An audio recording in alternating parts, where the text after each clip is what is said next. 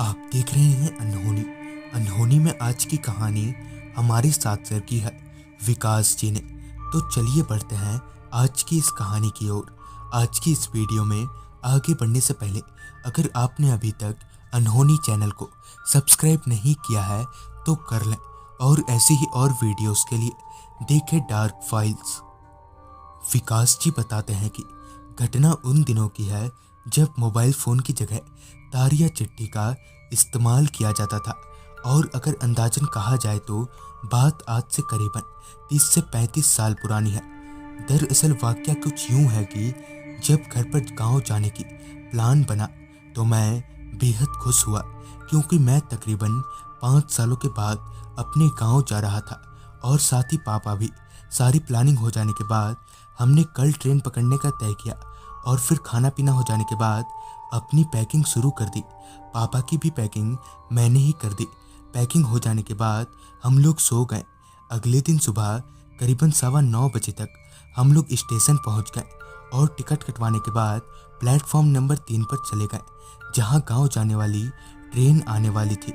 कुछ देर बाद ही train platform पर आकर लग गई, जिसके साथ ही हम लोग ट्रेन में दाखिल हुए। वैसे तो ट्रेन में सारी सीटें भरी हुई थी, मगर कैसे भी करके मैंने पापा को एक सीट पर बिठा दिया और थोड़ा इंतजार करने के बाद ही मुझे भी एक सीट मिल गई।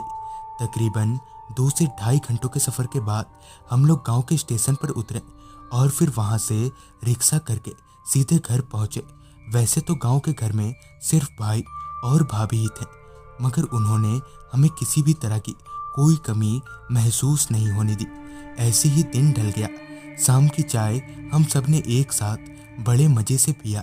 शाम के करीबन 7 बजे तक बड़े भैया अपने ड्यूटी पर निकल गए। इन दिनों भैया की नाइट शिफ्ट चल रही थी। दरअसल भैया जो काम करते थे उसका कोई ठिकाना नहीं था, जिस वजह से उनकी शिफ्ट आए दिन बदलती ही रहती थी। खैर, रात के करीबन 9:15 बजे तक भाभी ने खाना लगा दिया। खाने में जो परोसा गया था उसे देखकर मेरे मुंह से पानी टपकने लगा। असल में खाने में मेरा पसंदीदा चिकन बना था। खाने का एक निवाला अभी मेरे गले से नीचे उतरा ही था कि अचानक ही पापा अपना सीना पकड़कर कराहने लगे। मैंने झट से खाने का निवाला थाली में छोड़कर पापा को सहारा देते हुए पूछा, अरे अरे पापा, क्या हुआ आपको? मगर पापा कुछ बोलने के हालत में नहीं थे।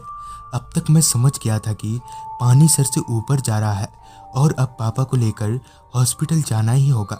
मैंने फट से पापा को सहारा देते हुए उठाया और घर से बाहर निकला।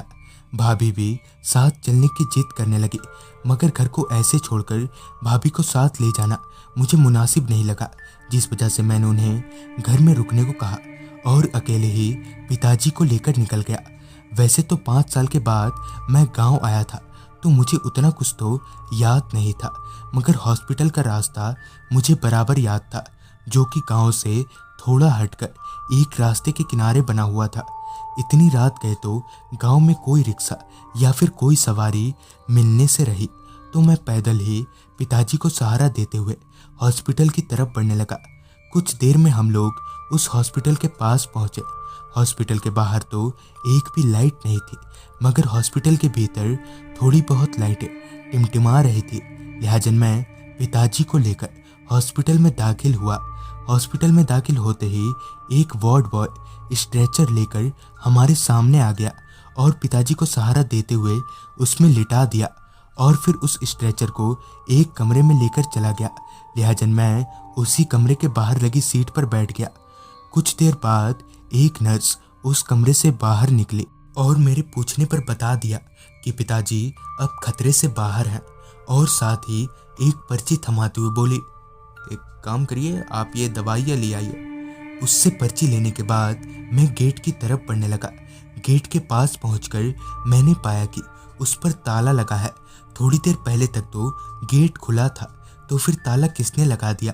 ये सोचते हुए मैं इधर उधर देखने लगा ताकि मैं किसी से ये पूछ पाऊँ कि बाहर जाने का दूसरा रास्ता कहाँ से है, कि तभी मुझे एक बूढ़ा आदमी बेंच पर बैठा दिखा। मैंने उसके पास जाते हुए पूछा, चाचा, ये बाहर जाने का दूसरा रास्ता किधर से है? जिस पर उस आदमी ने बिना कुछ बोले ही एक तरफ उंगली का इशारा किया। लिहाजा मैं उस आदमी के इशारे वाले रास्ते की तरफ बढ़ने लगा, मगर देर तक उस रास्ते पर चलने के बाद भी मुझे बाहर निकलने का गेट नहीं मिला। मैं अभी बाहर का रास्ता ढूंढते हुए परेशान हो ही रहा था कि मुझे एक नर्स दिखी, जिसे देखते ही मैं उसके पास गया और पूछते हुए कहा, मैडम वो बाहर जाने का दूसरा रास्ता किधर से है? जिस पर उस नर्स ने कहा, मेरे पीछे चलो। ये बोलते हुए वो नर्स एक तरफ चलने लगी, लिहाजा मैं भी उसके पीछे पीछे चलने लगा। मैं अभी चल ही रहा था कि मेरी नज़र उस नर्स के पैरों पर गई, जो कि पीछे की तरफ घूमे हुए थे, यानी कि उल्टे थे। ये देखकर तो मेरा सर से लेकर पैर तक पूरा शरीर हिल गया। डर से तो मेरे पसीने छूट ही रहे थे, मगर मेरी आंखों के सामने बार बार पिताजी का चेहरा आ जा रहा था। हिम्मत बांधकर मैं उस नर्स के पीछे पीछे चलता रहा। थोड़ी देर बाद ही हम लोग एक गेट के पास पहुंचे। मैं उस गेट से बाहर निकल ही रहा था कि उस नर्स ने मुझे पीछे से टोकते हुए कहा, तुम्हारी हिम्मत की तारीफ करनी पड़ेगी। मेरी तो इतनी भी हिम्मत नहीं हो रही थी कि मैं पीछे पलटकर देख पाऊं। मैं सीधे हॉस्पिटल से बाहर की तरफ चलता बना।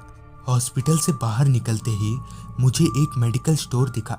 मैंने दवा की पर्ची उस आदमी को देते हुए नर्स वाली बात बताई, तो उस आदमी ने बताया कि कुछ दिनों पहले ही हॉस्पिटल के चौथे माले से कूदकर एक नर्स ने अपनी जान दे दी थी, जिसके मरने की वजह कोई नहीं जानता, मगर ऐसा कहा जाता है कि आज भी उसकी आत्मा उसी हॉस्पिटल में भटकती है। तो दोस्तों, ये थी विकास जी की भेजी गई कहानी। अगर आपके पास भी ऐसी कोई कहानियाँ हैं तो हमारे साथ ज़रूर शेयर करें। तो मैं आर्यन जल्दी ही मिलूँगा आपसे ऐसी ही एक कहानी के साथ।